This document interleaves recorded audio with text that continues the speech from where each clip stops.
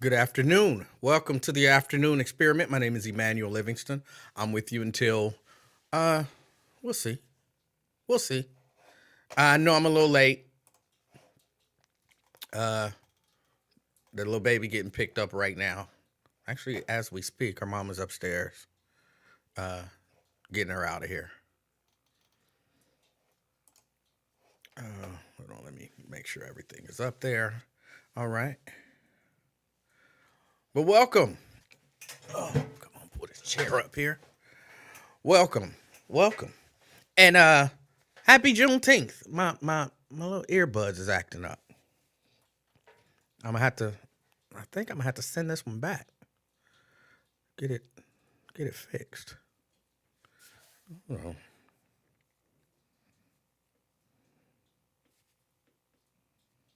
I have to use the other one until I get this one fixed. I guess.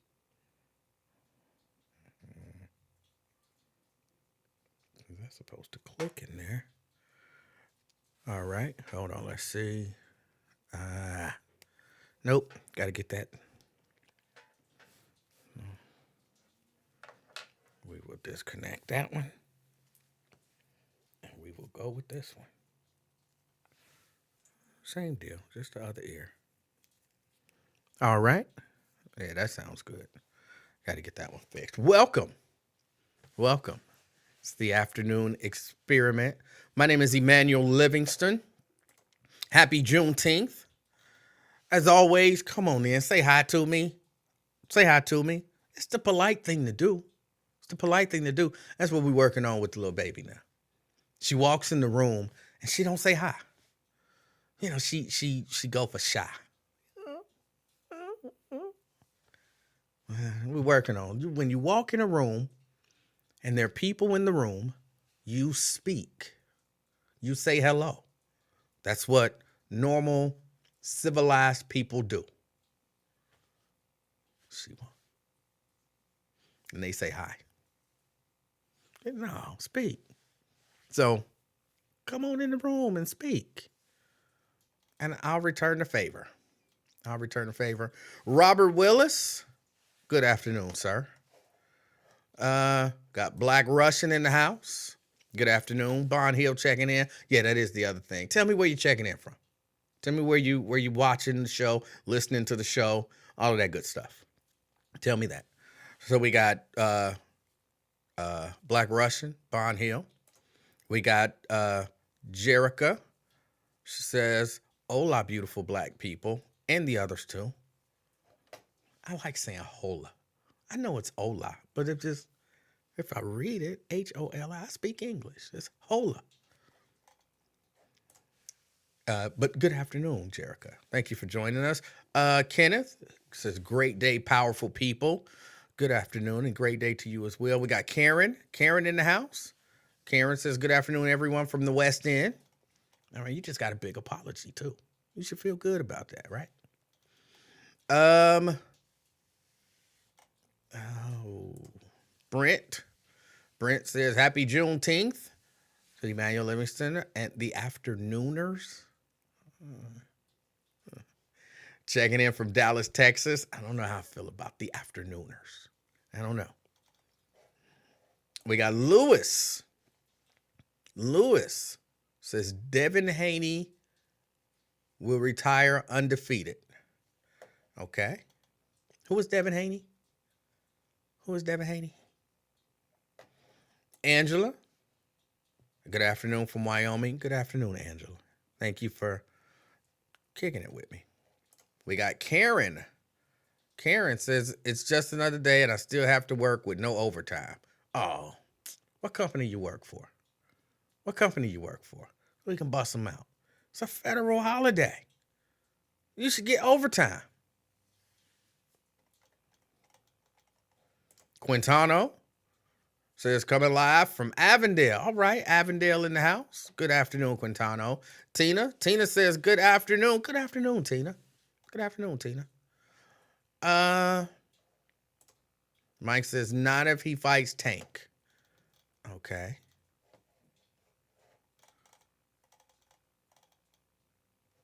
Scroll. What's going on? Okay, there we go. Kenneth, you already said that, Kenneth. But great day to you as well again. We got Benita in the house. She says, hello, everyone. Hello. Hello.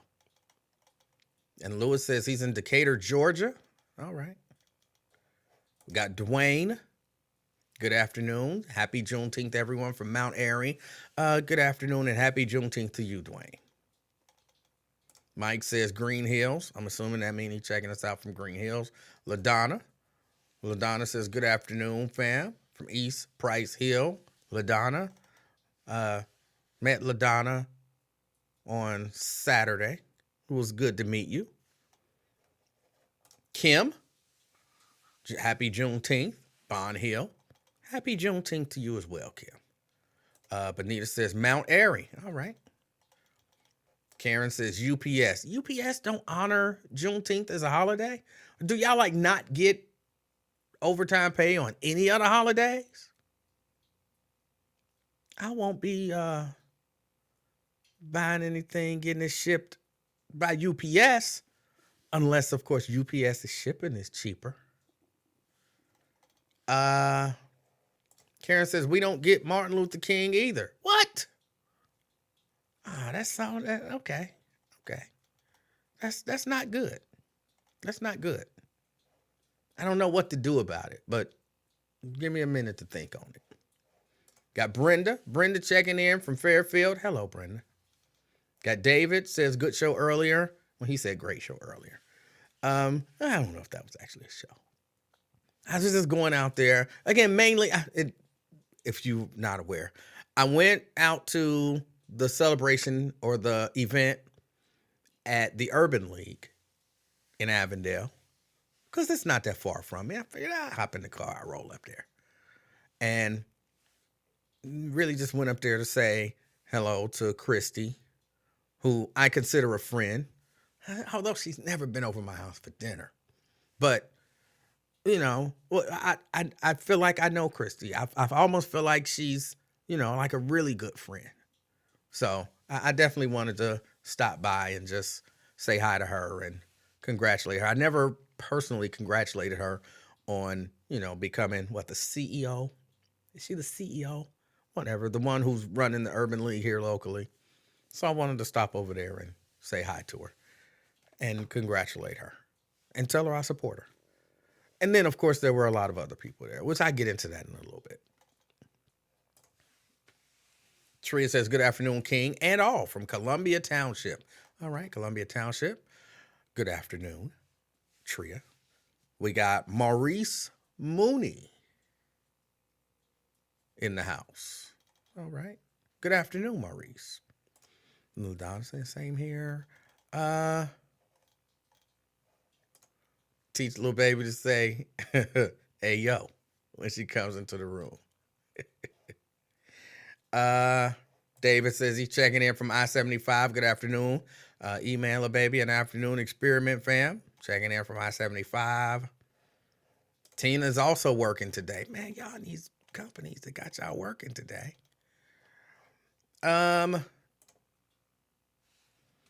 Shahara, she says, good afternoon, everybody. Present from Bond Hill. I'm actually working on this Juneteenth. Needless to say, my job is a little racist. Yeah. Anyway, happy Juneteenth, y'all. And she is present. Happy Juneteenth. And good afternoon, Shahara. Let's see. We got Regina in the house. Good afternoon, Regina. Good afternoon. We would not be toasting with that bottle. It's upstairs sitting on the counter. When I came in with it, Miss Livingston was like, because, you know, I didn't tell her where I was going when I left. I just said, I'm heading out. I'll be back. So I come back with a bottle of wine a couple hours later. And she like, make it make sense. So I never actually explained it to her. I just sat it on the counter, walked away. I let her make up a story in her head, and I let her, you know, dwell on it for a little bit. I know she got questions, but she didn't ask them. So I'm going to let her make up a story, whatever the story is. Make it up in your head. Figure it out. And then eventually, either she'll ask or I'll tell her. But as of right now, she has no idea. I kind of like it. And she keep looking at me like a part of me feel like she want to say, oh, that bitch gave you some wine. But she ain't going to say that because, we'll see what happens. We'll see what happens. I'll keep y'all updated. I thought you was off this page. Liar. Well, I said I'll be on and off. Some days I'll be on all the pages. Other days it'll be just the afternoon experiment page. Let's see. Andrea says, good afternoon, E-Man and little baby. Golf Manor. Little baby ain't here. She gone. I think I heard her mom leave. So she's gone. Happy hour at Emanuel house. No. You wrong for that. Wait, we just gonna see what happened. We gonna see where her mind take her. Even though I know that she know me. So if she say that, she just saying it to pick with me. Which she does, as well as, me. I'll pick with her. Sometimes she'll pick with me. But I very seriously doubt that she believes that I just went and won a bottle of wine. So there has to be questions like, he don't drink, but he brought in a bottle of wine. Like, what is going on? And I just like that. I like that she don't know. Anthony says afternoon. Clifton, good afternoon, Anthony.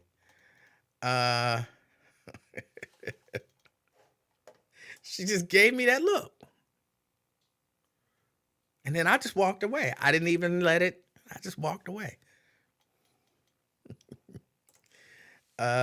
Stop playing games with your wife. What game? I didn't say anything wrong. I didn't do anything wrong.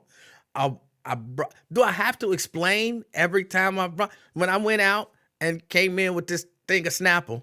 I didn't explain. I just came in with a bottle of Snapple.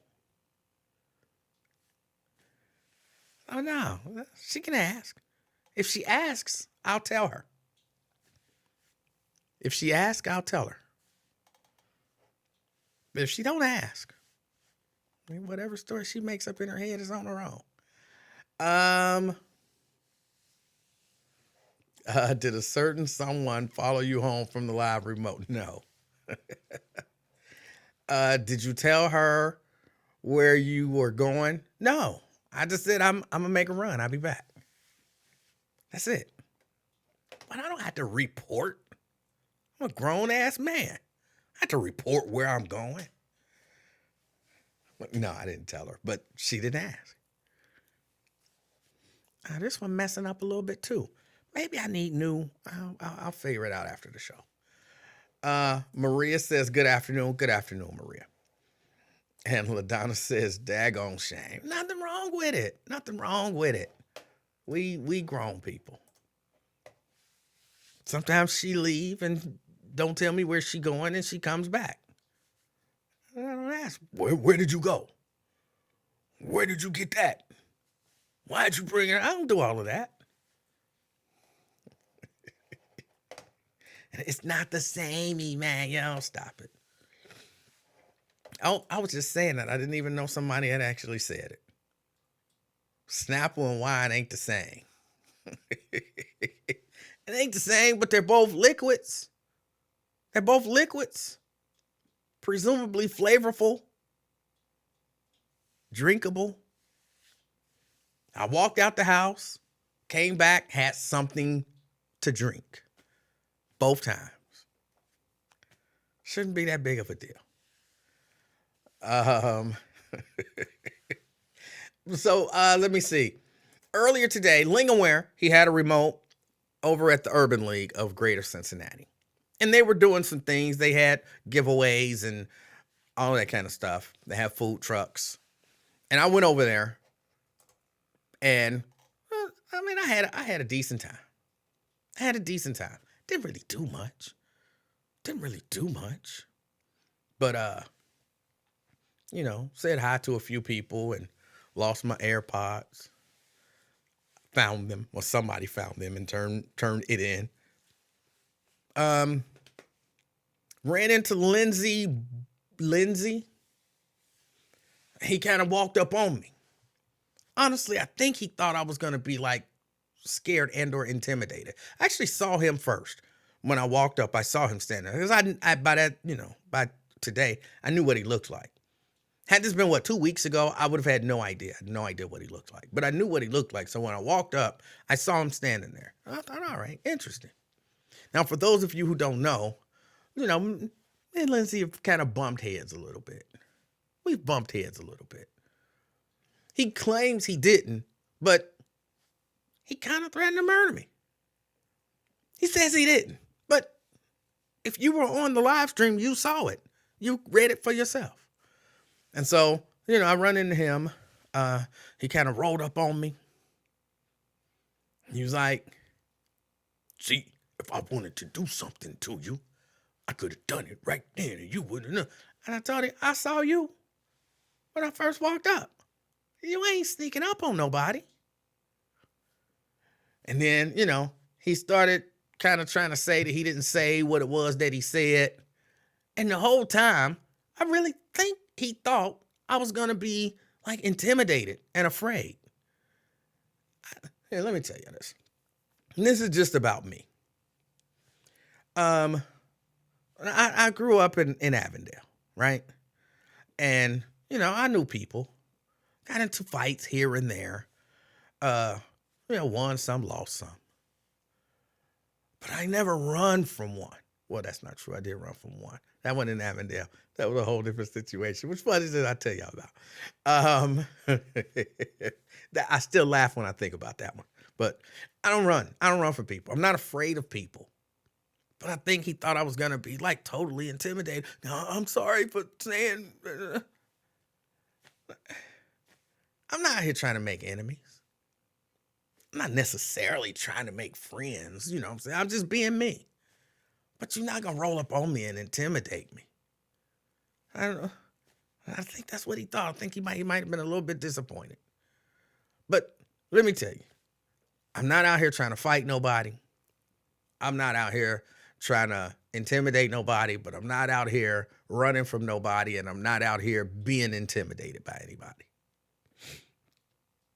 Now, maybe what people need to do is really just kind of monitor the way that they address people, right? Monitor the way that you address people. And, there can be like, I don't think that there's any of you out here who can say, Emanuel threatened to kill me. You know what I'm saying? Like, in all honesty, with a straight face, any of that kind of stuff. Nobody listening that I could think of could be like, hold on, he threatened to kill me. Because I just don't do that. Hey, look, you might be able to say, he threatened to dig up my dead mama. You might be able to say that. He threatened to dig up my grandmama and F her. You know what I'm saying? You might be able to say that. That's not a good thing, but just something that you might be able to say that I've done. But nobody's like, yeah, he be threatening to kill people. He be threatening to be violent with people. He be threatening because I don't do that. I don't do that. Just because you don't agree with a made up statistic that I throw out, I'm probably not going to be like, well, won't your bitch ass meet me over at the so-and-so and I'll show you what murder look like. You know what I'm saying? I'm probably not going to do that. Now, I really do believe he never intended to murder me. But maybe, just maybe, people can watch the way that they address people. I'm not, whoever you are. I've met a few people, out there and even just out and about. I met a few people actually on Saturday as well. Like, hey, I listen to your show. No. I'm like, you used to listen to me. I'm like, no, I watch you every day. I'm like, oh, really? I don't know why I'm still always shocked when I see that, because it'd be like 70, 80 people live. But, I guess that don't take into account the people that go back and watch it, later on. So like hundreds of people are watching this show. Maybe not live, but hundreds of people are watching this show. And I run into them from time to time. And every once in a while, somebody would be like, you said that one stuff about me. And I'll be like, what did you say? And they be like, well, I said something. I'm like, see, that's what I don't come for people. I respond. So, like, I'm not out here trying to be your enemy. I am not your enemy, whoever you are. So I don't like your show. That's cool, but I'm not your enemy. You just don't like my show. I don't like your personality. That's cool. I'm not your enemy. You just don't like my personality. I'm all right with that.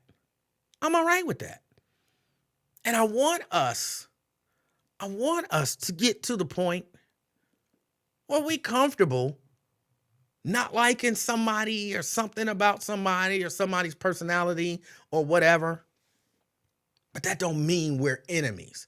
And I have to, be mean or violent or anything like that towards you. Because that's not what I'm about. I'm 52 years old. I'm not trying to be out in the streets fighting nobody. What I look like? Old man in the street trying to fight somebody because they said something that I didn't like on a Facebook page. Then we be like, oh, what's wrong with these kids? Why these kids so violent? Why these kids this? Why these kids that? We can't even have, some of us, can't even have disagreements on Facebook without trying to be violent towards one another. But he wasn't violent towards me. He was a little aggressive. I think it was a part of the intimidation tactic. And then, when it didn't work, well, he just walked away. Like a grown man. Yeah, I ain't really trying to hear what you're saying. You're not intimidated. There's no win here. So let me walk away. And that's what he did. And I got no beef with him. Clearly he has some beef with me. But I got no beef with him. If I saw him tomorrow, I don't know that I would go out of my way to speak to him. But, I wouldn't have any animosity towards him. And I hope we get to a point as people, not black people, as people, where we can walk away not having any animosity towards the other person, even if we don't like them. So, yeah. I mean, other than that, like I said, I want some wine. Look, if they would have had some physical cookies there, I'd have traded that bottle of wine in for some cookies. I'm not trading my bottle of wine, even though I'm not going to drink it. I'm not trading my bottle of wine in for a paper that say you get some free cookies. Nah, show me the cookies. If they'd have had cookies there, I said, I'll take cookies. Because when I won the wine, and she was like, what, did you want the cookies instead? And I looked and she got a piece of paper. Free cookies from our bakery. No. Wine in the hand is worth more than a paper that say free cookies in the bush. Ain't that how the saying go? I think that's how the saying go. So, yeah, I went with what I had. Physical, tangible. Because you know how they do. I got the Kroger. Like, oh, I got this coupon for some free cookies. We out of cookies today. And I'll be mad. What? I got to come back. I had the wine in my hand. Now I got to wait for the cookies. No.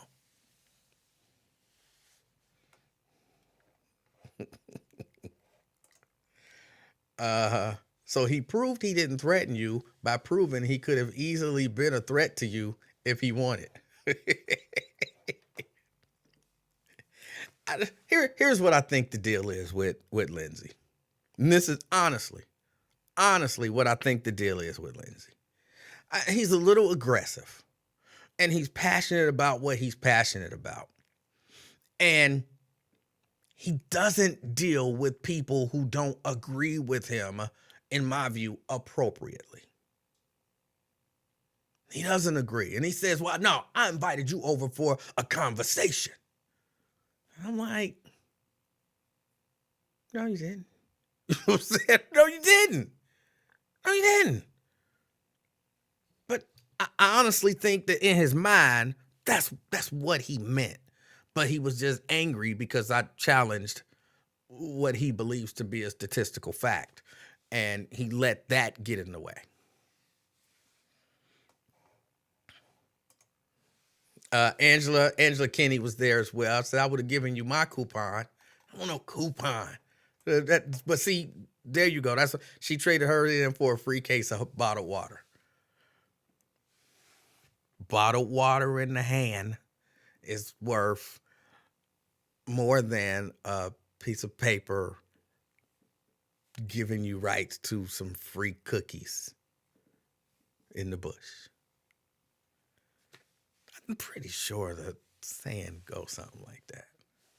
Whatever in the hand is worth more than something in the bush. And you can add whatever in either of those things.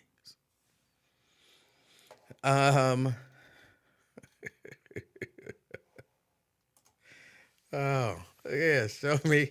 Hey, cookies in the bush. That's a twofer.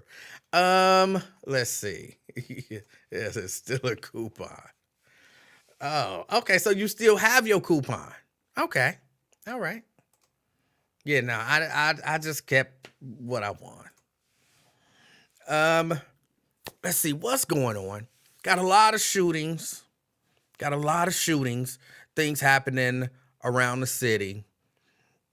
I don't like the fact that they trying to tie a lot of this stuff to Juneteenth. I think they're going out of their way to tie stuff to Juneteenth, when some of this stuff was in no way, shape, or form Juneteenth related. Like I watched I don't always watch the news, but you can go on YouTube, or at least on my app on Apple TV. I go on YouTube. I go to the thing that says news. Then I go to the one that says local news. And that's where, the local news stations upload stories and it gets posted in the local news section. And a number of the stories that had to do with shootings, the way the stories were couched was, a shooting happened on this Juneteenth weekend. What? Oh, a shooting happened in Winton Hills. A man was found shot. He later passed away. And this is supposed to be a peaceful weekend. This is Juneteenth weekend along with Father's Day. But this, and I'm like, what? How are you tying those together? Why are you tying those together? Or there was a shooting in Covington. A Hispanic man was shot on this Juneteenth weekend. Why are you tying that to Juneteenth? I see what y'all doing. There was one story, I don't think it was local, but there was one story, and they were like, hey, there's been a rash of shootings, and they gave out a number nationwide, and this was supposed to be a weekend of peace and celebration. It's Juneteenth weekend. And I'm like, why are you tying all of this stuff? Look, I get it. If you were at a Juneteenth celebration and a shooting happened, it's reasonable to say a shooting happened at the Juneteenth celebration. That's reasonable. I get that. It happened. And it happened at the Juneteenth celebration. Who can argue with that? But some of this stuff wasn't at no Juneteenth celebration. Had nothing to do with Juneteenth. Why are you mentioning Juneteenth? I see what y'all doing. And okay, granted, what you're saying is not factually inaccurate. And technically, this was the Juneteenth weekend. There were Juneteenth celebrations Friday, Saturday, Sunday, and some today. Juneteenth weekend. Okay. But tying everything to Juneteenth, if a shooting happened during Oktoberfest, they got nothing to do with Oktoberfest, do they be like, oh, there was a shooting in Winton Hills on this Oktoberfest weekend? They don't do that. They don't do that. And it's some like German festivals and all of that kind of stuff. There's some German festivals and all of that kind of stuff going on this weekend. Why they not mentioning that? I know somebody listening. Well, those shootings that you know they ain't got nothing to do with no German fest. It's black people shooting black people. Ain't got nothing to do with no German fest. The Hispanic dude didn't have nothing to do with Juneteenth, but they mentioned Juneteenth in the story. At least the one that I saw. I'm not saying every story mentioned Juneteenth, but I watched a number of them that mentioned it for shootings that had nothing to do with Juneteenth. I believe it's intentional. I believe it's to continue to perpetuate the narrative that those are some violent people. Those people are violent. I don't like it. I don't like it. And even if it's would it be subconscious, or I think it would be subconscious, even if it's on a subconscious level. Like they're not they're not really thinking about it like, hey, let's sully the name or the weekend or the event of Juneteenth and, put violence on it. So when people think Juneteenth, they think violence. Let's do that. Even if they're not consciously thinking that. I think it's kind of what they kind of subconsciously trying to do. It's like a default position. And I don't know that I like that. I don't know that I like it. But look, I'm one dude, you know what I'm saying? I'm sure there's somebody somewhere listening and they're like, hey, there's nothing wrong with it. There's nothing wrong with it. I mean, we are a violent people. And I don't agree with it. Also, $20 million bond. $20 million bond for the dude who allegedly executed his children. Why are you saying allegedly? He admitted it. I didn't see him admit it. They say he admitted it. Okay. $20 million though. Look, don't get me wrong. I'm not saying, oh, they're treating this guy unfair. I'm saying, maybe I don't understand bond. Maybe I don't understand bond. Because to me, if you're giving somebody a $20 million bond, just say no bond. Just say we're holding him with no bond. What's the point in giving like a regular, okay, give Donald Trump a $20 million bond. Because Donald Trump could hop on his private plane and leave. So maybe give him a reason to not leave. Oh, he's not a flight risk, Emanuel. Maybe we'll discuss that later. But that's who you should be giving a $20 million bond to. Not just like a regular dude. If you no matter what, I don't want this dude getting out of jail, say no bond. No bond. Let's give him $20 million. Then that way we know he can't get out. Say no bond. Bond shouldn't, in my opinion, bond shouldn't be used like that. If you're going to give him a bond, I think you got to give people a bond that they at least got a little bit of a chance of being able to make. a little bit of a chance that they, can make it. No bond. We don't want him out. No bond. $20 million bond. And I think bond should be set based on the person's ability to pay. Some dude that's making $35,000 a year, he shouldn't be getting, a $1 million bond. He shouldn't. Now, a dude that's making $1 million a year, $2 million a year, $10 million a year, sure, get him $1 million bond. They could probably make it. They might be able to make it. And then, because it's a lot of money, now they're like, I really need to make sure when I'm in court, when I vote, I do not want them to revoke my bond or, whatever. I don't know all of the ins and outs of the terminology of the bond industry. I could maybe ask Wyatt about that stuff. So I know he's very familiar with it. But there's a chance, you can mess up and lose that money, not get that money back. So you got to make it to where I don't want to lose my money. You know what I'm saying? That's supposed to be the point of it. We going to let you out of jail. You put up this bond. And if you F up, we keeping your money. And that's supposed to be incentive to I can't lose that money. So, you know what I'm saying? I need to do what they say do. I'm sorry, I can't afford to lose that much money.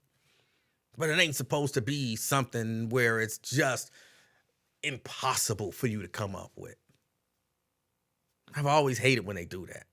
No bond. That's the simple way. You want to keep me in jail? Say those two words. No bond. Well, I guess I'm in here. But they gave him the $20 million bond. I heard his daddy. I didn't actually hear his daddy. I saw a report from a reporter who says that he talked to the man's daddy, the dude who executed his 3 sons. What was it, Claremont County?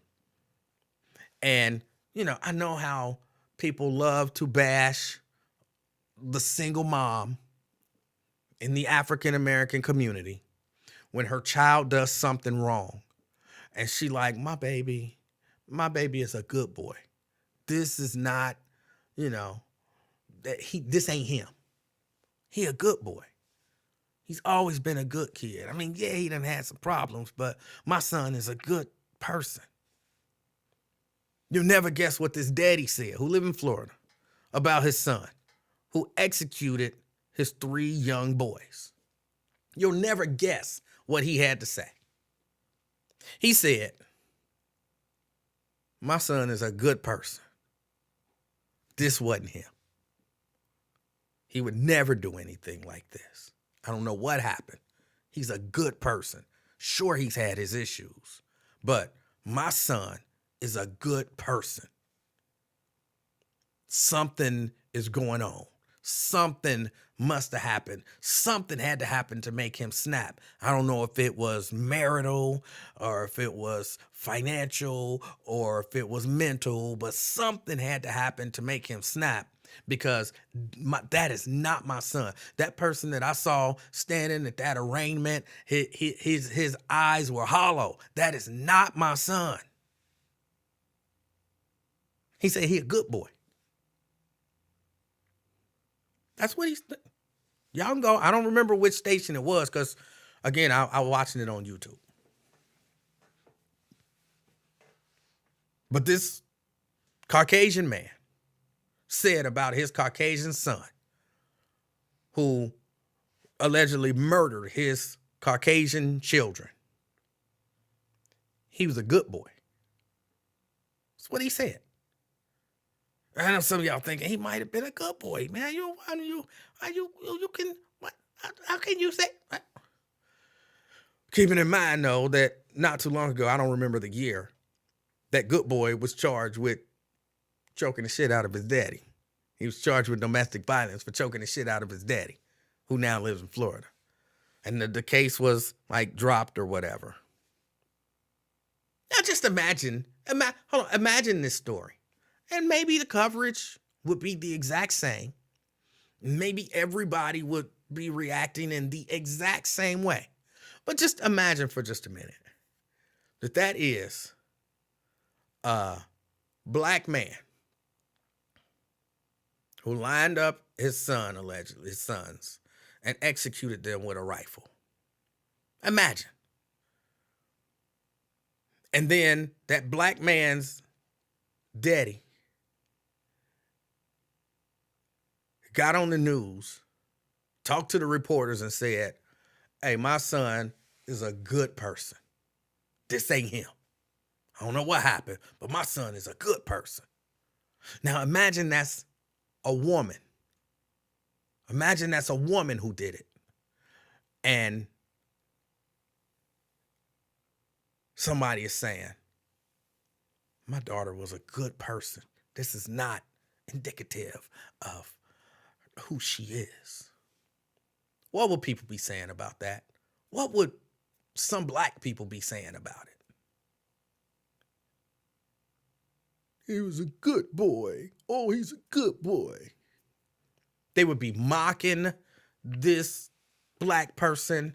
Why we always gotta make excuses for bad behavior? Why didn't the community stand up and do something? He was charged with domestic violence before. Why would they be? It would be all kind of stuff. It would be all kind of stuff.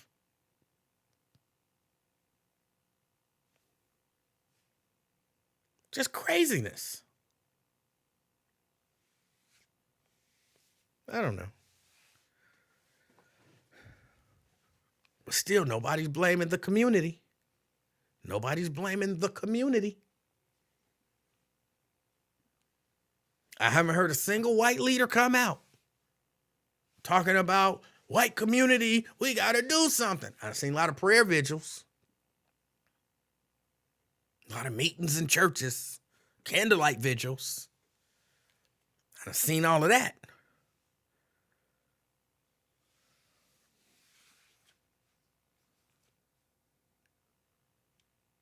Again, I bring all of this up.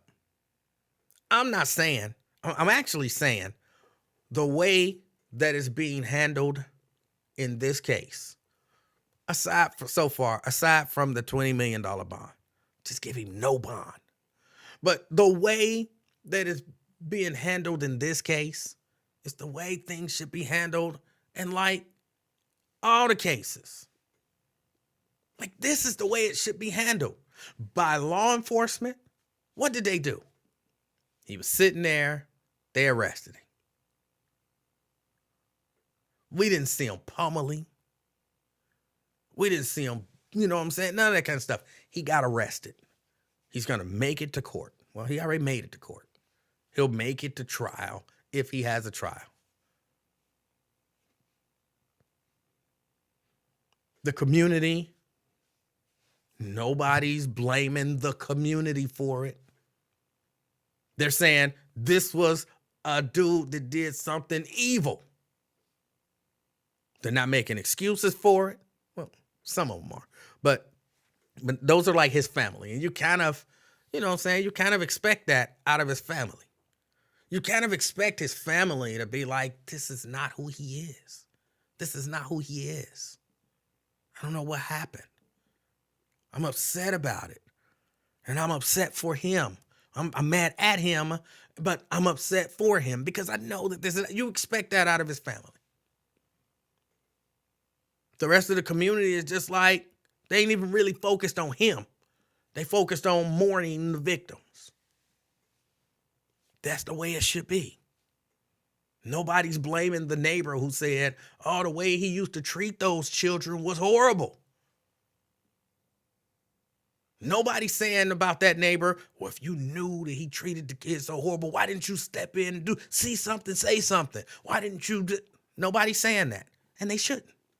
The way that this is being handled It's the way that it should be handled in all communities.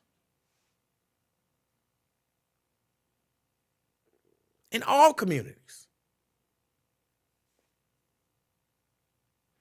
The person who commits the heinous act is the person who should get the blame. Nobody is saying, well, what kind of parents raised this person to be this monster?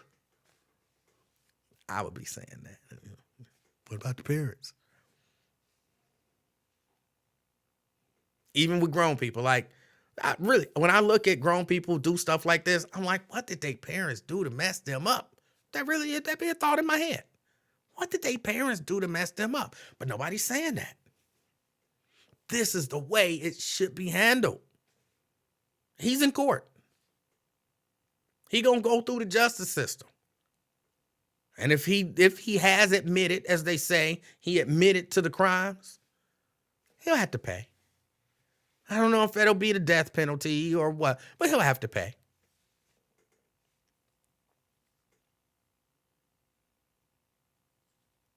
That's the way it should be handled. Can we take a lesson from this, maybe? Maybe. And we can handle it when it happens in other communities the same way.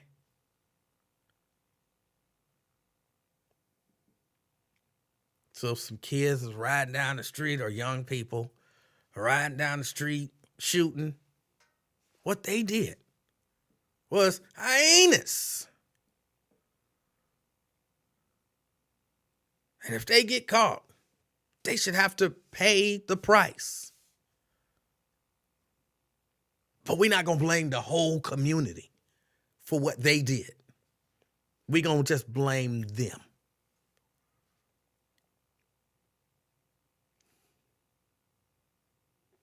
And for some of y'all, that sounds unreasonable. Some of y'all, that sounds unreasonable. The people who do the bad stuff should get blamed.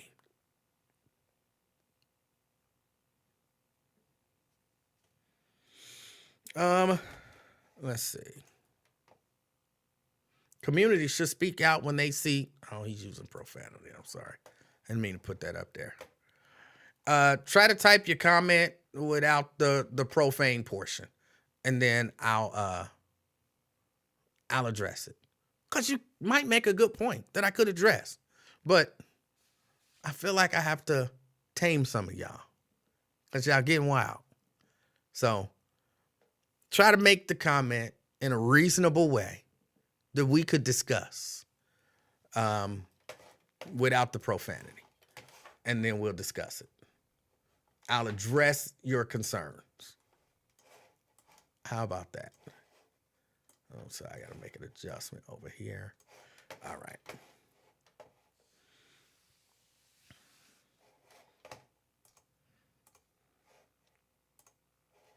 Yeah, y'all ain't gonna have me going bonkers like y'all have Lincoln Ware go bonkers because somebody done made him so mad that even a small little comment like eyelashes on a car set me off. Y'all not doing that to me.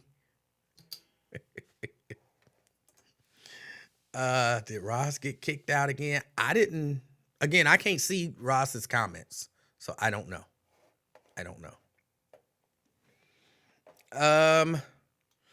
What else? There was something else. Bob Huggins. And look, don't get me wrong. I don't have nothing for or against Bob Huggins. I have no great love for Bob Huggins. I don't have no hatred for Bob Huggins. He's just some guy to me.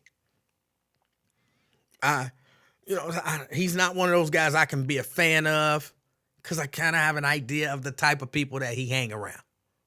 So I know probably some of his mindset. You know what I'm saying? You see somebody who hang around with a certain type of people, it's not necessarily fair to say, well, because you hang around with that person, you think exactly like that person. That's not fair.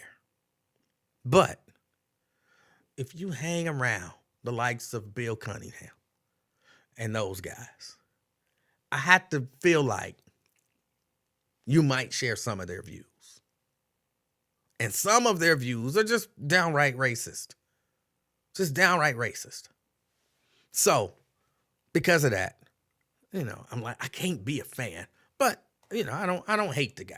I don't hate the guy. Apparently he was driving drunk again, and got caught. And so he just he resigned. And look, here's my take on Bob Huggins.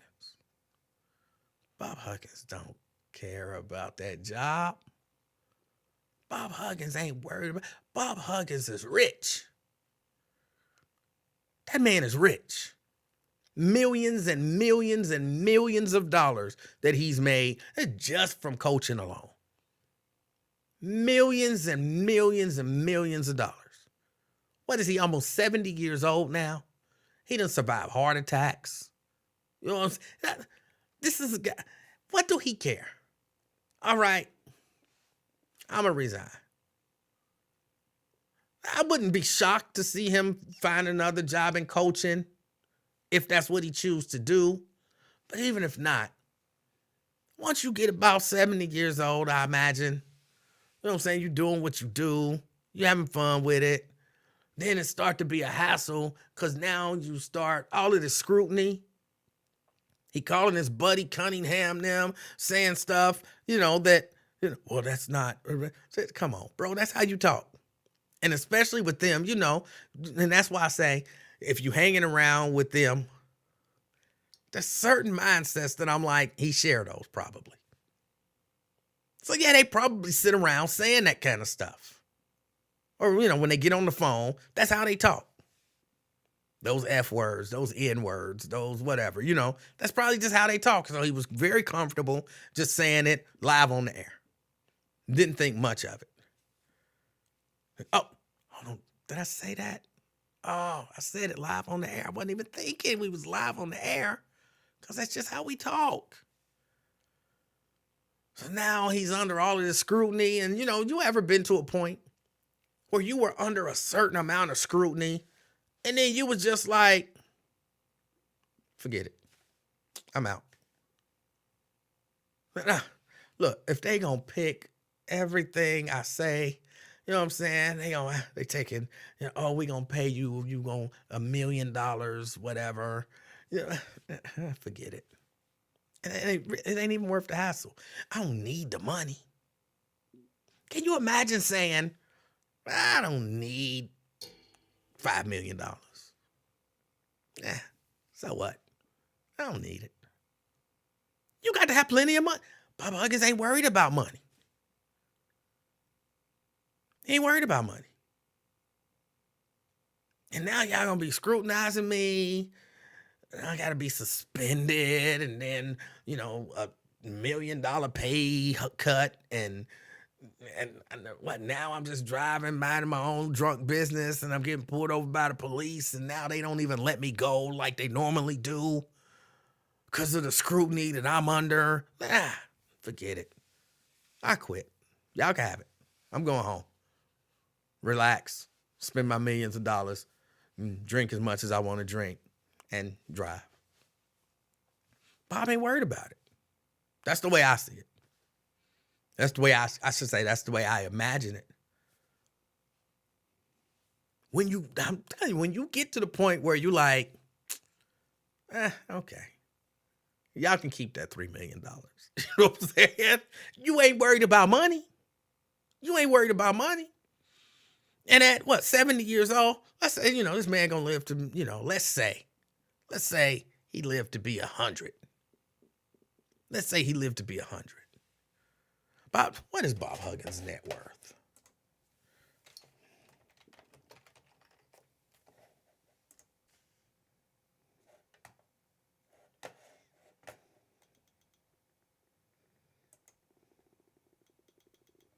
They saying 12 million.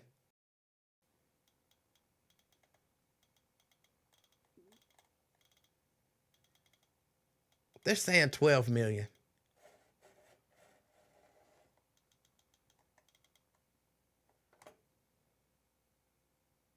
He has a contract where he makes $3 million per season.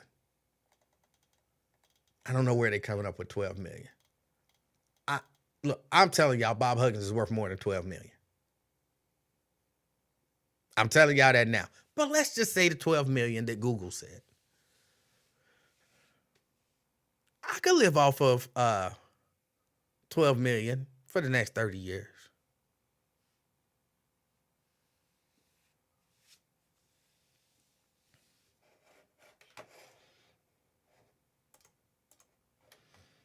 So Lincoln's net worth is higher than Bob Huggins. Yeah, that 12 million is not right.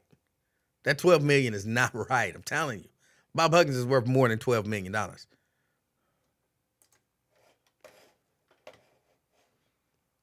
Lincoln is worth 10.5.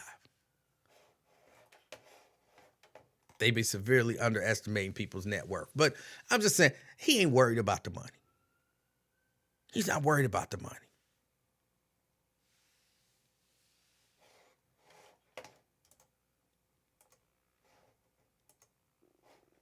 So, yeah, he has resigned.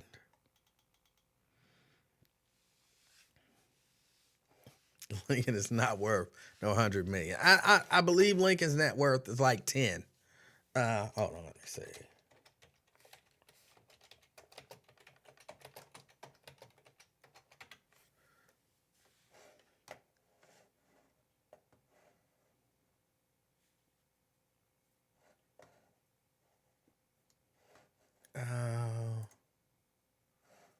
Lincoln Ware, net worth 10.5 million.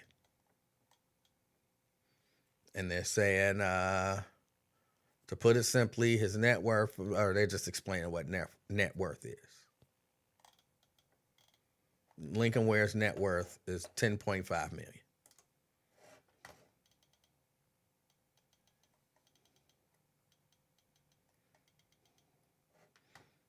They got a little story in here about his home.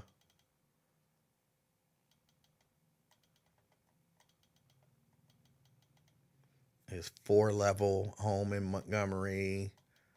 Yeah.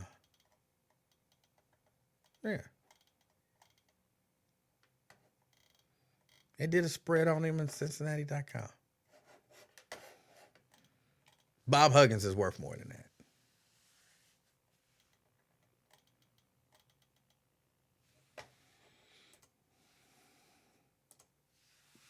But yeah, Huggins ain't worried about it. Huggins ain't worried about it. And I'm not concerned about Huggins at all. Even if he wasn't. I know who he palling around with, so it is what it is. And look, believe me, if he was hurting for money, then people would take care of him. They would take care of him.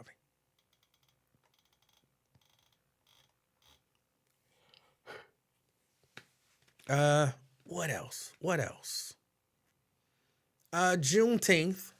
It is Juneteenth. I was at the Juneteenth festival, of course, up at Eden Park, or the Juneteenth celebration at Eden Park. It was a nice celebration. And, it wasn't, maybe this is just me. I could be projecting. It wasn't as many people as normally are up there. And I think, of course, some of that is because everybody and their mama holding a Juneteenth festival now.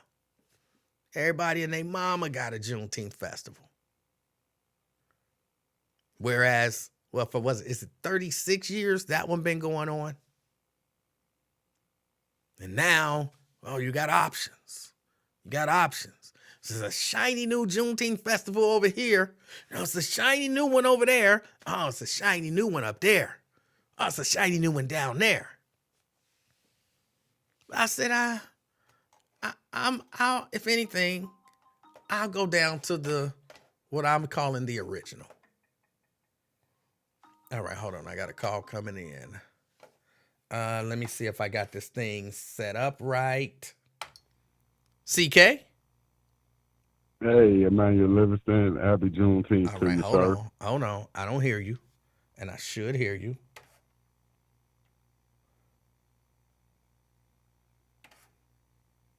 You there? You there? Hello. CK? Yeah, can you hear me?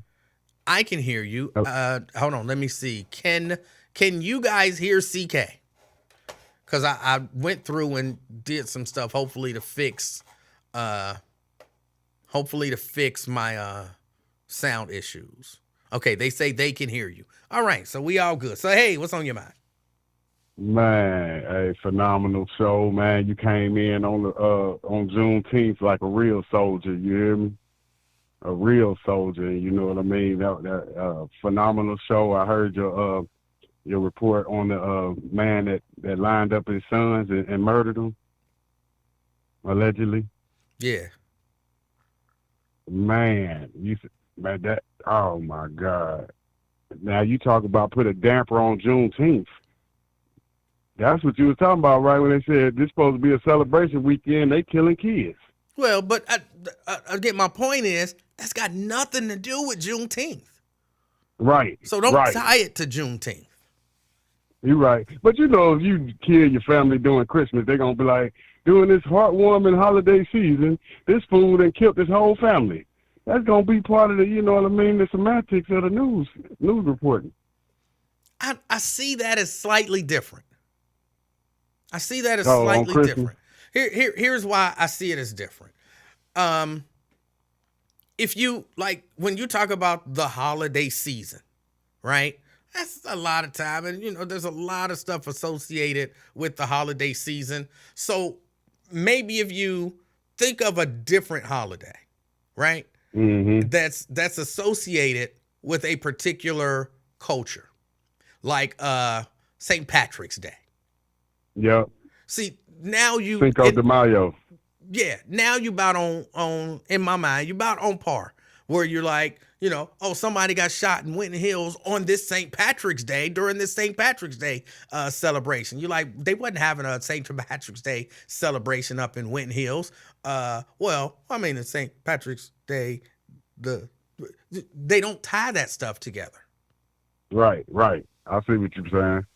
But the main thing you got to take, just because, you know, these guys, man, they finding stuff in their wife's phone and then they going off taking it out on the kids, man. There is no justification, man. Well, You that's very can't true. just have a bad day and murder your own kids. You murdered all your sons and shot you had your daughter running for her life, shot the baby mama in the hand. I mean, what's going on through these people's minds? That's what I'm telling you, man. These fools is crazy. They go extreme with the with the revenge. You I got don't to think know. about stuff before you do it. I don't know what the situation was. I don't know why he did what he did. If he did it, I got no reason to believe he didn't. But I'm just not, you know. But I don't know what the situation was. I don't know if it was revenge, if it was something he found in his wife's phone. But there is, like you said, absolutely no excuse for doing what he did. There's nothing Absolutely that you none. can come up with that I'll be like, okay, okay, now I get it. Right. You can't go like you said. There's nothing you can do. And then you made a great point when you said, "What the hell is you doing talking about $20 million bond?" That's when your rating shot through the roof because that makes no damn sense. Like you said, just give them no bond. All right, I'm gonna make a $300 million bond. What is 20 million? What is going on?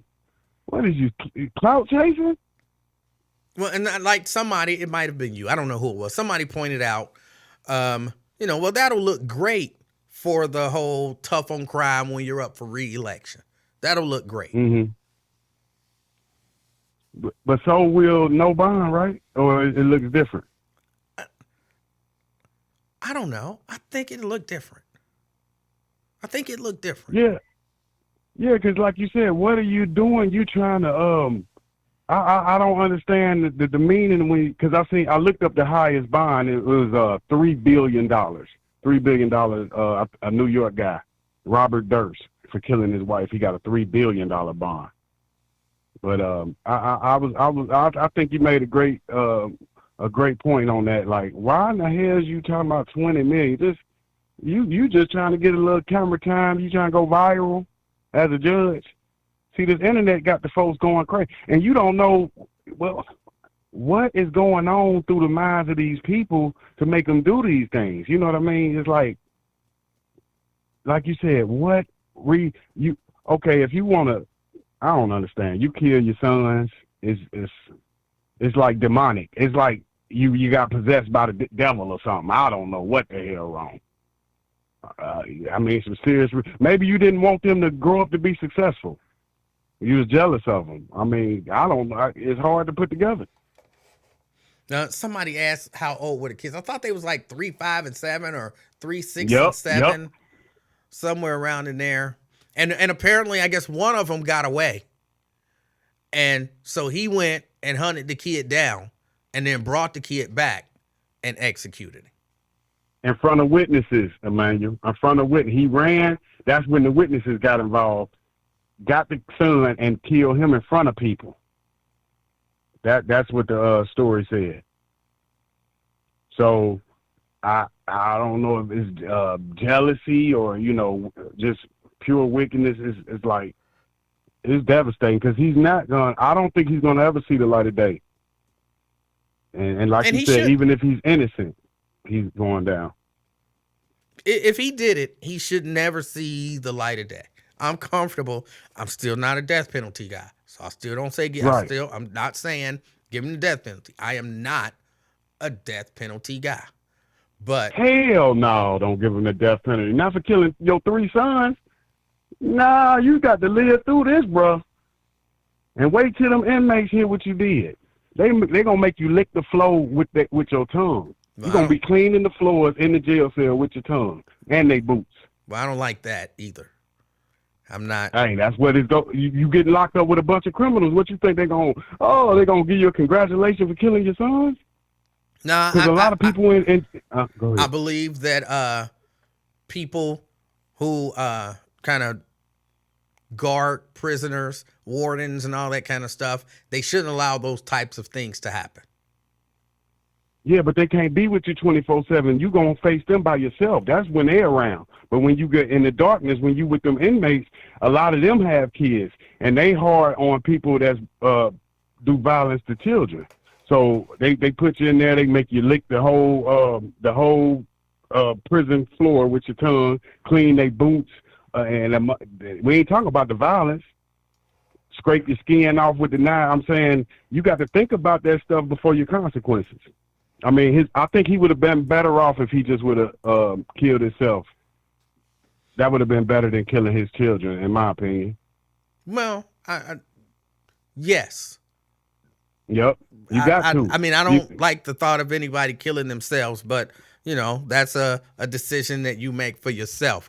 But if that's the choice, kill yourself or kill 3 children, take what's behind number 1.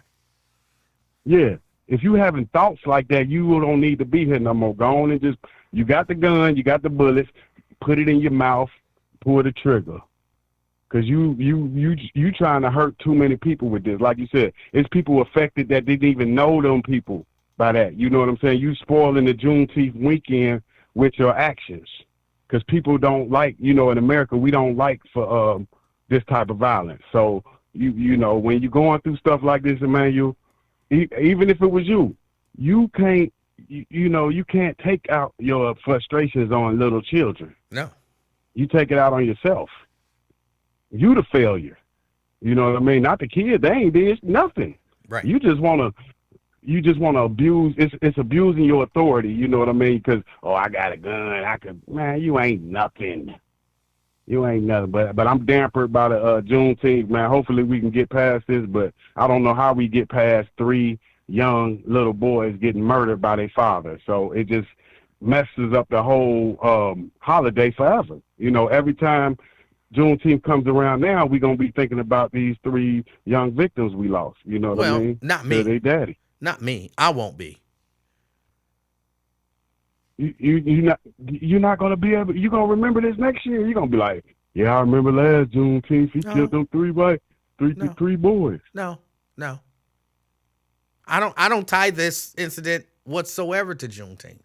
Not even a little bit.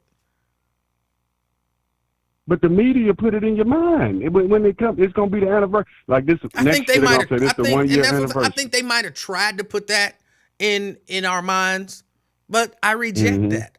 I just flat out I reject that. That's got Yep. nothing to do with Juneteenth. And next year, when they're talking about it's been a year since this, or if they don't mention it, when Juneteenth come up, I won't be thinking, oh, Juneteenth. Oh, it's been a year since that man killed his. I won't. I don't tie those together at all. Yeah, and that's why when you commit suicide, don't kill yourself on Christmas or on your mama's birthday. Because, like you said, you kill yourself on your mama's birthday. Every time her birthday comes, she think about when you killed yourself, or when Christmas comes, or you committed suicide on Christmas. Don't put nobody in your bull stuff. You just got to and just leave me with this. Juneteenth, is that the 16th? June 16th? Is that the date? Is it June recognizing? June 19th. 19. Okay. Hey, man, I appreciate it, man. You keep up the good work, man. I see you prospering, and that 10 million, man, that's pretty good. Like you said, you can retire on that type of paper. Yeah, I'm yeah. proud of you. Yes, sir. I don't have it, but all right. Thank you, brother. All right, I appreciate your call. That was CK. I think he think I got the $10 million. I don't have the 10 million. I don't have the 10 million. Um, but yeah, that was CK, and I won't tie those together. I will not tie those things together. Somebody asked the question. So his daughter got away? No, one of his sons, one of the three sons, got away. It was Denise Devine. No, one of his three sons got away, according to the story. One of his three sons got away. He went, hunted them down, brought them back, and executed them. I believe the mother, I don't know if it was his wife or just his, quote, baby mama, the mother of the children got away. She was shot in the hand. So the mother of the children got away, but the three children, no. And someone else pointed out, because I read the story, or I saw the story as well, that he planned this a while ago. I guess what was it the father who said that he planned it a while ago? Or somebody said he planned it. Maybe he told them he planned it a while ago. But again, this is all, from my perspective, this is all alleged. They're saying that he admitted it. But I don't know that. I'm not saying he did or he didn't. So that's why I'm trying to, this is all alleged. But allegedly, he planned this some time ago. What kind of person do you have to be to plan something like this? What kind of person do you have to be?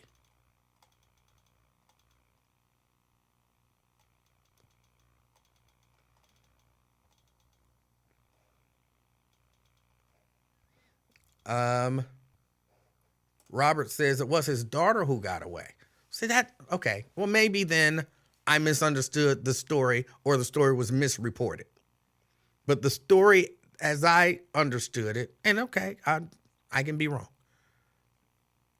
For all of y'all who say, man, you don't never think you're wrong. Okay, maybe I'm wrong. See how that worked? See how I did that? I might be wrong. Maybe it was the daughter who got away. Maybe I was wrong. It's a lesson for people who refuse to admit when they're wrong. But okay, I thought it was the mother who got away, but someone saying that he had a daughter, a stepdaughter apparently, that got away. Okay.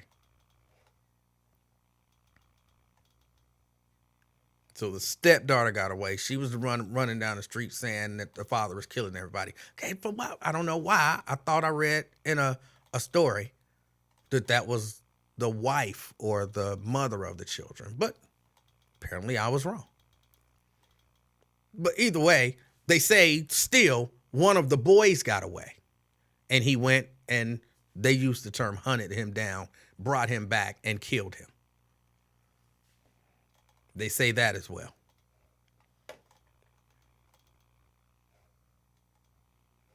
Yeah, the son ran, but he brought him back. And apparently stepdaughter got away. All right. All right. And the mother got shot in the hand. Okay.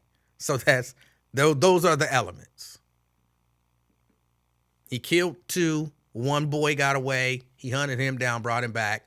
Mother got shot in the hand. And I guess the stepdaughter got away and was the one running down the street saying, basically, he killing everybody. So, all right.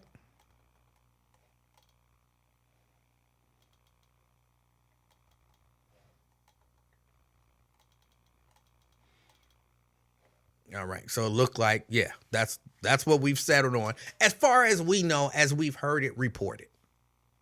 As far as we know, as we've heard it reported. Either way you look at it, it's a horrible, horrible situation. It's a horrible situation.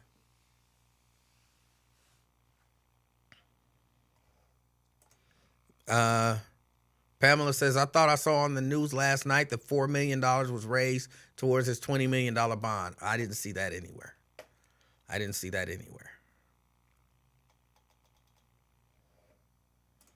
Princess Flower says he has a demon attached to him. Does he really? Or is he just a horrible, terrible person? I mean, I don't know. Maybe I'm not the one who can, I guess, spot a demon. I think a lot of people just do terrible things. A lot of people just do terrible things. LaDonna says they better not let that nut out. Well, I mean, I think this is what happens when you set a $20 million bond. This is what happens when you set a $20 million bond. There's a possibility of somebody coming up with the money, which is why I say if you're going to set a $20 million bond, just don't set bond. No bond. Because think about it. We know the way society in the United States is right now. There are crazy people running around here. And there's somebody that could easily attach themselves to the idea that this is a guns right case. It's not. But some of these wackos can attach themselves to it in that way if they so choose. So then, yeah, what happens if they raise $20 million and they post bond for this guy? What happens then? He gets out. Who wants that? Who wants that? And now judge is sitting there with what looked like a big deal. Ooh, $20 million bond. That's the highest bond ever for somebody in the... Okay. He made bond. You do much better saying no bond. You just in jail.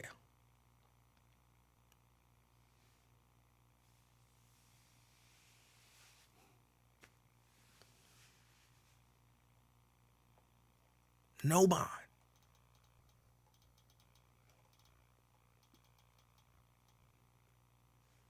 No reason to even make it an option. I know it's supposed to be a punishment. It's supposed to look tough. But why even make it an option? And again, I'm not of the mind that that's what bond is supposed to be for. Bond is not supposed to be a punishment. In my mind, and again, Wyatt could probably lay it out perfectly. In my mind, They supposed to look at me and they supposed to say, okay, we want him showing up for court and doing everything he's supposed to do. He need to get out of jail, or he wants to get out of jail. So Emanuel, if you want to get out of jail, what can you kind of not afford to lose? Like you kind of got it, but you can't afford to lose it. $10,000. All right, your bond is $10,000. You give us $10,000. You go home. You do everything you're supposed to do. And we'll roll with it. But if you mess up, we keep that $10,000. And then I'm supposed to think, ooh, I can't afford to lose $10,000. So let me show up to all my court dates and do everything I'm supposed to do. So that when I get found not guilty or whatever the case may be, I get my money back. Because I can't afford to just lose $10,000. Or my mama can't afford to, lose her house because she put up, $10,000 or whatever. It's supposed to be reasonable.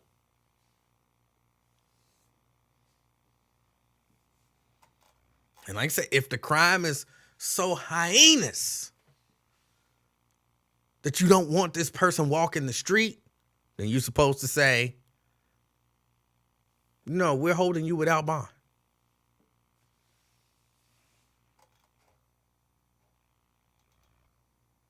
Again, unless I'm misunderstanding what bond is supposed to be.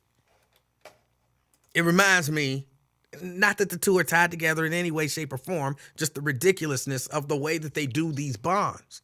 Remember during the coronavirus, kind of at the beginning, when they first started doing the lockdowns here in Cincinnati, and they gave the dude, what was it, a $250,000 or $500,000 bond? Because he was out in the street. They kind of made it like it was a block party, but he was out there. And so he got arrested and he got like a $250,000 or $500,000 bond or whatever for being out.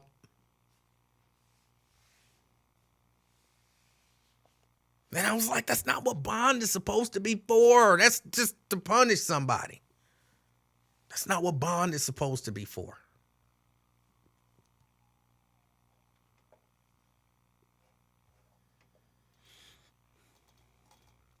What else? What else is going on? I saw, I don't remember exactly where it was, but there was a space where there was a makeshift shooting range and a kid got hit by a stray bullet. This wasn't in Cincinnati proper. And because that was all the information that they gave, I was under the impression that this might not have been people of color. This might not have been people of color. I saw a lot of stories of shootings. And they cover not the shootings aren't important. They are. But shootings ain't the only crimes happening. And crime ain't the only news. I don't know. I really want the news to talk about other stuff. Other stuff that we should look. We know. We need to hear. Maybe they can do like a quick crimes report. News. Iris says, was it in the Ozark?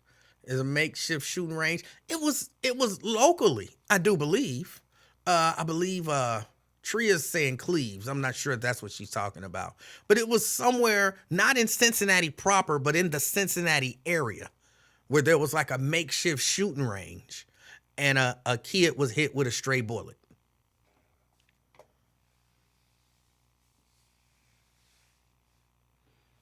But I want to program the news. I want to say, okay, look, do a crime report. And just real quick, just lay it out. Like, this person got shot and died. This person got shot. There was a drive-by here. This person got whatever. This person got robbed. It was this many break-ins. It was just like, lay it out. Give us the numbers. Like yesterday, again, I've said that I would love that Iris. That's something we can work on. We can talk to the city manager about.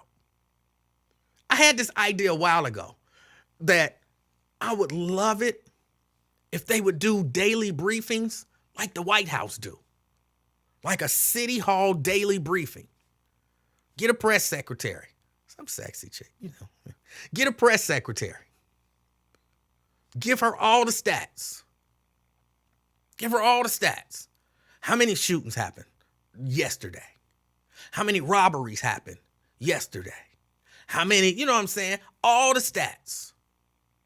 Give her, what notable happened in the city. Like this council person proposed this legislation and this happened here. Financial transactions, they had a meeting about selling the railroad and blah, blah, blah. You know what I'm saying? Get all of that information. And then the city manager can get the city press secretary, hold a press conference, invite all the media. Me too. Invite all the media and let them cover it and ask questions. Let them ask questions. Just like, they do at the White House. And then that way, the news stations can do like the crime wrap up or whatever. I'm sorry. Tria says a breakdown of crime for a minute. So they can do their crime minute or their crime roundup. They can do their crime roundup and then they can talk about other news. So give them all the crime stats and just let the news play it out. Lay it out. Here's all the crime that happened in the city of Cincinnati in the last 24 hours or in the last however many, because they do news. What, you got the 4 o'clock news, 4 a.m., and then 5, and then 6, and then 7, 8, 9, and 10. Then they come back at 11? They do the 11 o'clock news, a.m. Then they do the noon news, and then they do at least the 3 o'clock report, or do they start at the 4 o'clock report in the afternoon, and then they do the 5 o'clock news, and then they break for the NBC nightly news at 6, and then they come back at 10, and then they do the 11 o'clock news, and then they do the 12 o'clock news. So they got plenty of time to lay it all out. Here's the crime that happened yesterday. Here's the crime that happened so far today. They won't have to report multiple times during the day, but at least they can lay it out. The last 24 hours, this is the crime that we know about. This is the crime that we know about. Now on to other news. And I agree with you, Tria. It can't all just be Trump. Look, I like seeing Trump as much in trouble as much as the next guy. I do. I'm not going to lie. I do. I like seeing Trump in trouble as much as the next guy. But, all right, he in trouble. Ain't much more to report. He was arraigned. He pleaded, whichever is the appropriate terminology, not guilty. The judge has now ruled that all lawyers involved in the case have to have security clearance. That's about it.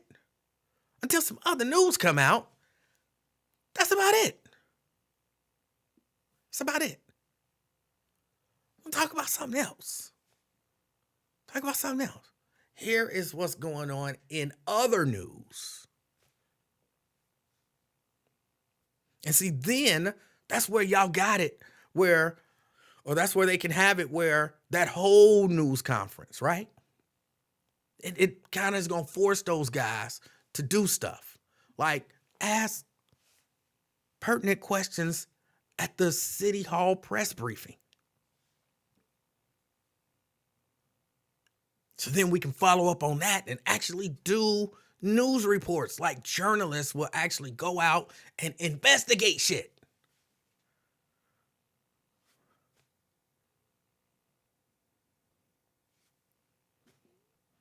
And it would be an interesting, news. I bet they'd cut down on some of that news if you only got like 5 minutes to do the whole crime wrap up for the previous day. You got 5 minutes. And then in other news, so now you got, how much news do we get here in a day? From pick your news station. Let's go with Fox News. Let me look at their lineup. See how many hours worth of news. I don't want to necessarily pick on Fox News. Let's see. Fox19.com. See, do they give their lineup?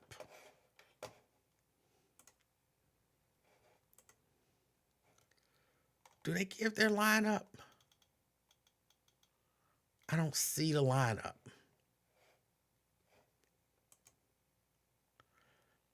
Programming schedule. There we go. Programming schedule. All right. Let's go with start at 12 a.m. 12 a.m. They're not in news. Not in news. We going 3. Oh, hold on. Let me put this on the screen so y'all can see it. See if this works. All right. 3:30 a.m. All right. So at 4:30 a.m., they do news. Then they're doing news from 4:30. So that's what, an hour and a half, 2.5, 3.5, 4.5, 5.5, 6.5, 7.5. It's about 7.5 hours of news. I don't know. I got to be looking at that wrong. Are they doing news from 4:30 a.m. all the way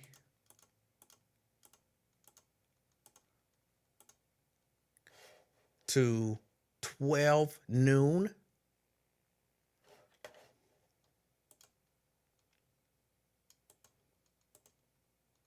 And then they come back at 3?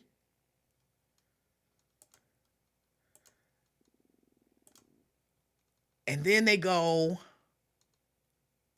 to 7? Hold on. This is just,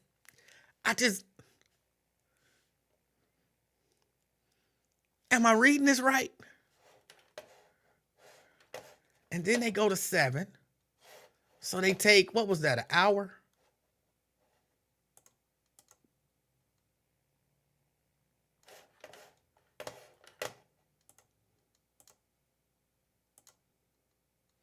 They take a 2-hour break.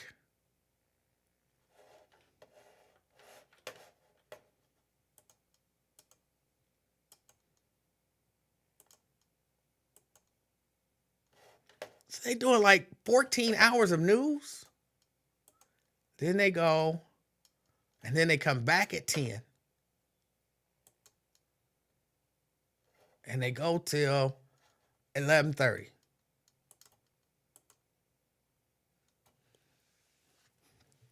Am I counting that up right? They doing about 15, 16 hours of news on Fox 19. And then just imagine if they had to, just do like a quick local crime wrap up. And now in other news.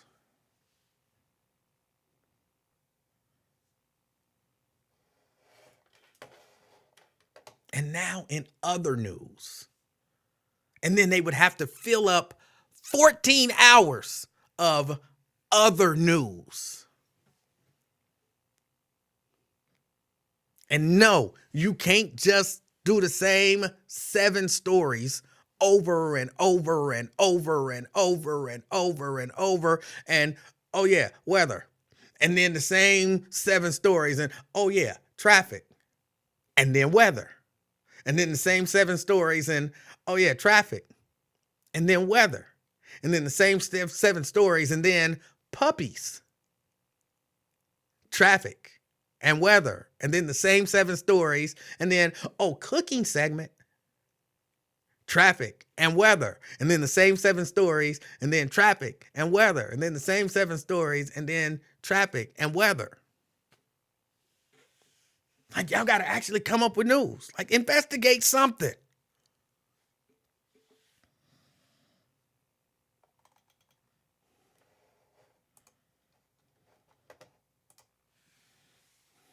It's called programming. It's not news.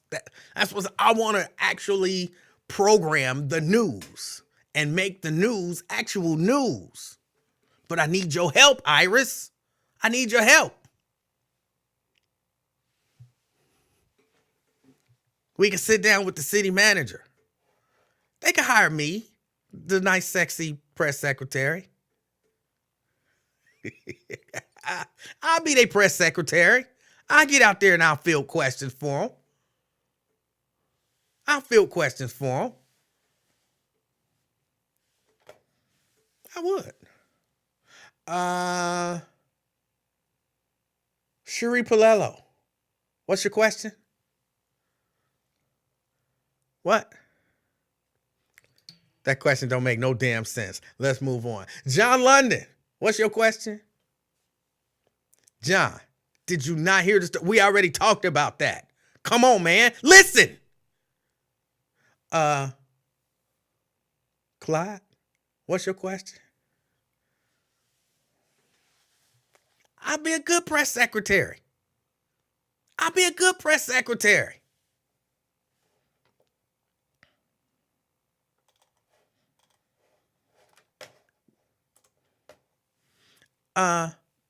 What's your question?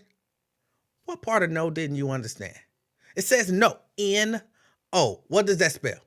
Now, what does N-O spell? No. Do we got any real questions in the house? Any real reporters in the house? I want to answer some actual questions.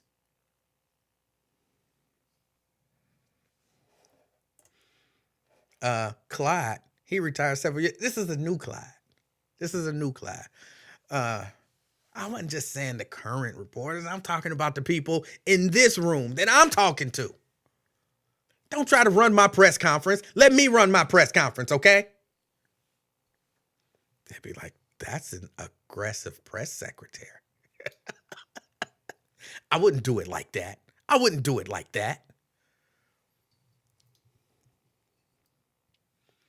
But I would love it if the city would do press briefings.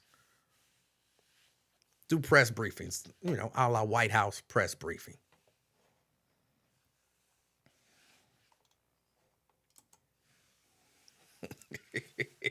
Fired for being rude. Do you ever watch the press briefings at the White House? Sometimes she got to get, you know what I'm saying? She had to get down and dirty with them, especially them Fox News people. Oh, I can see myself fielding questions from the WLW contingent. What are you going to do about all the black people committing crimes in Cincinnati? Let's talk about all the white people committing crimes in Cincinnati. What are we going to do about? What are you going to do about that?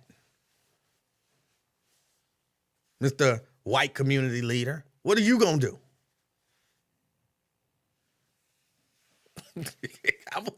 Maybe I'm not cut out for that job. No, I really do think I could do a good job at it. I really do. I could explain the positions of the administration. And I could do it in a calm way. But I don't know that I necessarily have patience for nonsense.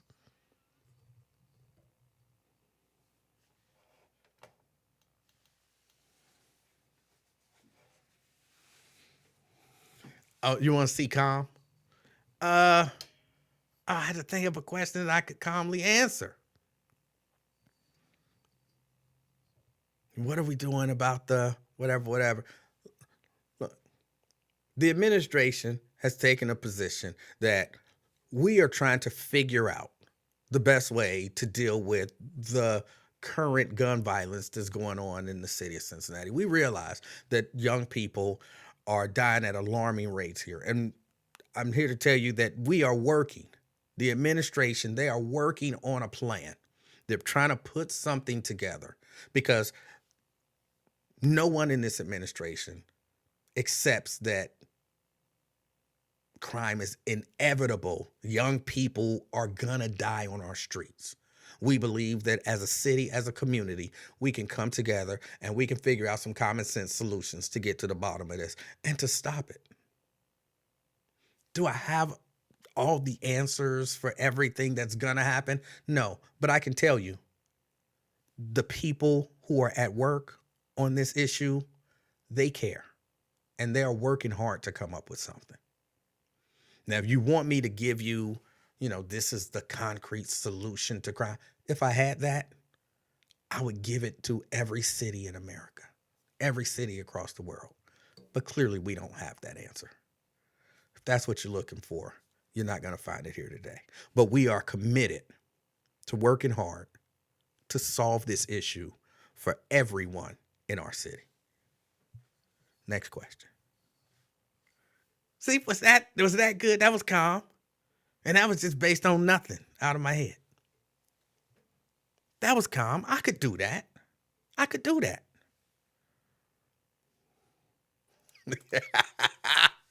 That's not calm. I'm being aggressive. That is what they would say. That is what they would say. I think that was a good, calm press secretary answer to what are you gonna do to fix all of this crime and the black on black crime in the community. I think that was a good, calm answer. I could do it. Get Aftab and Long, y'all get together, put together a proposal. Send it to me, and then I'll have my people respond to y'all people with a counter offer. And next thing you know, I'll be the city of Cincinnati's press secretary. And I'll be holding daily briefings.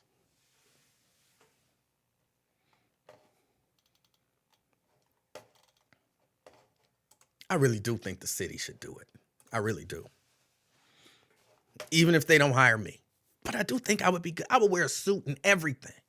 Tie. And I wouldn't lie. That's the only thing. I refuse to lie. I refuse to lie.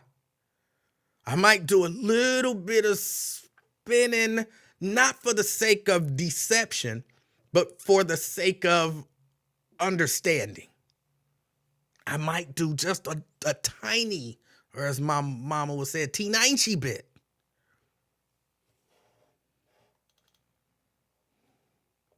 A teeny bit. Now, I wouldn't lie. I wouldn't. If I don't know the answer, I would, pull any of these other press secretaries. I haven't asked the mayor about that, but check back with me tomorrow. I will ask the mayor today, and I will have an answer to that question tomorrow. Okay?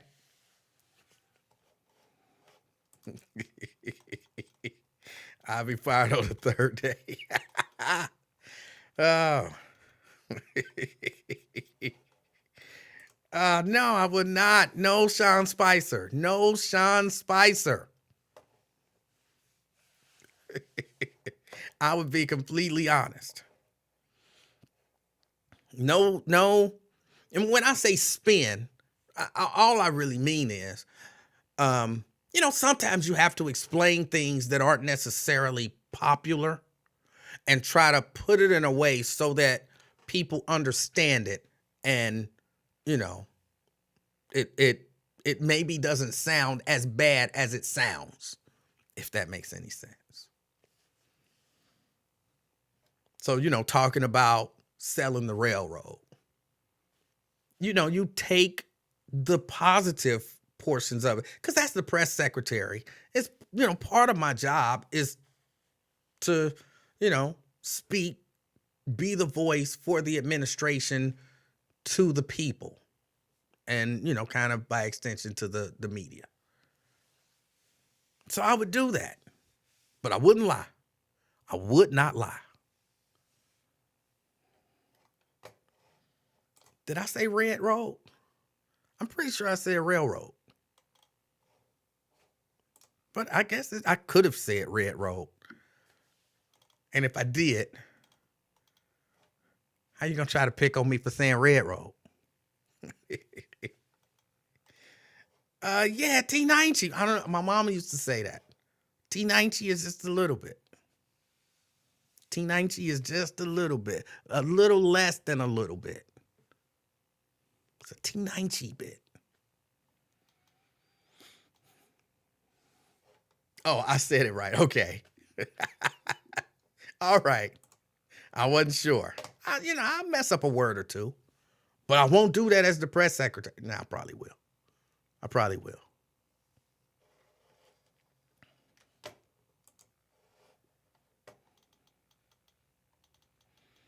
All right. Y'all, my time is about up, and it is Juneteenth. And, technically, even though I got on a little late, it was almost 3:15 when I got on. But I did do a show earlier in the day. So that counts towards my weekly total. All right? That counts towards my weekly total. I don't know. I know Wyatt was on earlier today. I don't know if he's coming on this afternoon/evening. So you might want to check him out. Don't get up there and say Jennifer. I like Stefan. So what? He can't say some words. So what?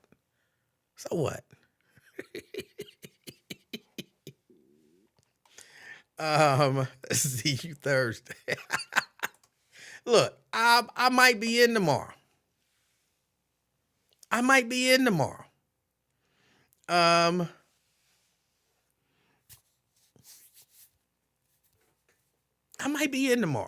think I'll be in tomorrow. I know it's possible I won't, because I know I have to go to Trotwood earlier in the day. But I don't know how long that's going to last. I'll let y'all know as soon as I know if I'm going to make it in tomorrow or not. But other than that, the rest of the week, I think I'm pretty good. See, last week, hold on, let me just explain a little bit to y'all about what happened last week. Just a little. See, something happened with my daughter's vehicle. And so she had to get her vehicle fixed. So she was without transportation. Well, she kind of had transportation, but it wasn't the most reliable transportation. So what I did, I'm not saying this to give myself credit. I'm saying this to hopefully inspire somebody else. What I did as a grandfather, as a father, and as a grandfather, when my daughter needs help, I do my best to help her as best I can, right? So her transportation was a little shaky. So I told her, you only worry about getting you to and from work. In terms of that little baby, I will come and get her. I will keep her. I will drop her off whenever you say. So some days she had to be at work at 7 o'clock in the morning. So I got over there at 6 to get the baby so that she would have, an hour to not worry about getting the baby ready. So, and she didn't know I was doing that. But she like, Daddy, I don't have to be at work till 7. It don't take me but like 15 minutes. That's all right. I'll be there at 6. I pick up the baby, and then you got 45 minutes to yourself to get yourself ready and get out the house and make it to work. And then when she would call me and say, all right, I'm home, I would say, well, give me about an hour and then I'll be home. Because my thought was, I'm going to give her about an hour to unwind without the baby, because I know she already got the stress of getting to and from work and not having her regular, reliable transportation. So I wanted to, be there and do what needed to be done, even though she was in a stressful situation, to make it as less stressful as I could. So a lot of times that would coincide with this. So I would go get the baby, and then she would, I have to, and I got to get the baby to her and all of that kind of stuff. I'm saying all of this not to give me credit, well, a little bit, but not, for that reason. I hate it when I hear about situations where young people, young moms, young families, or, older families run into situations where they don't have help. Like, if you got family or good friends, you should have help. You should have help. And, maybe it might have to be the bare minimum, but if you can do a little bit more, if you got a child with a child or a friend with a child, when I saw the story about the driver, they wasn't Uber, they were delivering food, the DoorDash or whatever, and they had to take their child with them because they didn't have nobody, no support system to watch their child.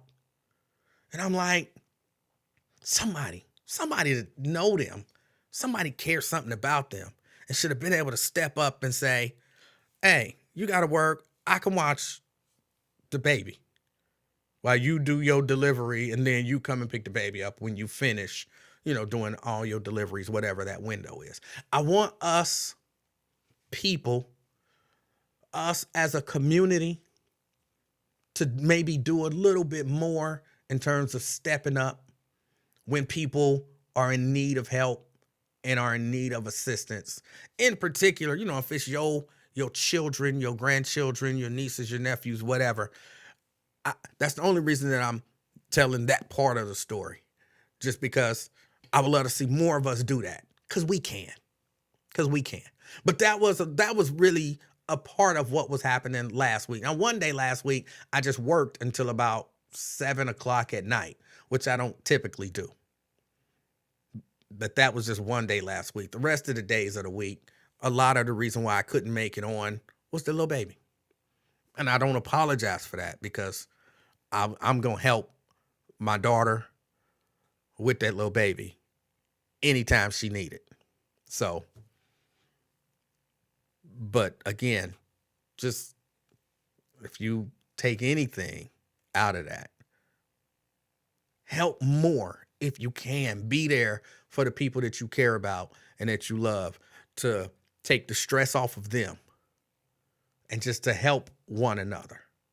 I hate it when I hear about some mom who, I had to leave the babies in the closet because I had to go to work, or, stuff like that. I think a lot of us can do better. And I just be trying to do better. But all right, that's it. I think I'll be here every day of the week. So she got her car back, by the way. She picked her car back, picked it up over the weekend. It's all fixed, she said. The whole ordeal with the car is a whole different situation. I'm still a little mad about it, but it's over now. She got the car, it's fixed, and everything is good. So, all right. So I'll probably be here every day this week, except for maybe tomorrow. But I'll let y'all know as soon as I know. All right. Other than that, look, y'all, get out. If you haven't been out, well, it's kind of raining, so you might not have opportunity to get out. But if you do have an opportunity, get out. Do this. Support a Black business, a Black vendor, somebody Black. Support them in some financial way, some tangible financial way. All right? How about that? For Juneteenth, let's make this a day that we support each other. All right? Until next time, it's been an afternoon experiment. My name is Emanuel Livingston. I don't say this often, but I love every single one of y'all. I love every single one of y'all, and I appreciate all y'all support. Until next time, I'm Emanuel Livingston, the king of talk. And I'm out, y'all. Peace.